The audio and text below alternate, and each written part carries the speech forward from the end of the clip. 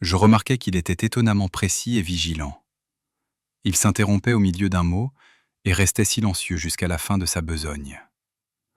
Bref, j'eusse considéré cet homme comme l'un des plus sûrs et des plus aptes à remplir son emploi si je n'avais observé ce qui suit.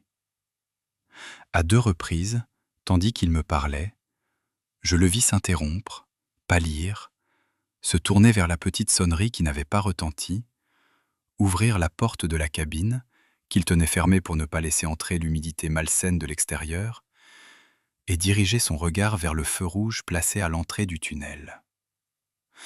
Les 2 fois, quand il revint vers le poêle, il avait cet aspect mystérieux que j'avais remarqué sans pouvoir le définir, en le voyant de loin. En me levant pour prendre congé de lui, je lui dis « J'ai l'impression que j'ai enfin trouvé en vous un homme content de son sort. » J'ai un peu honte d'avouer que j'avais dit cela pour l'amener à me faire des confidences.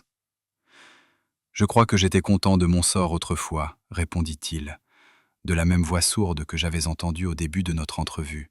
« Mais je suis bien troublé, monsieur. Je suis bien troublé. » Je vis qu'il regrettait amèrement d'avoir prononcé ces mots.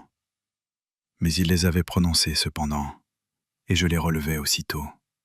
« Et pourquoi ? Pourquoi êtes-vous troublé ? » ?»« C'est bien difficile à expliquer, monsieur. C'est très difficile à dire.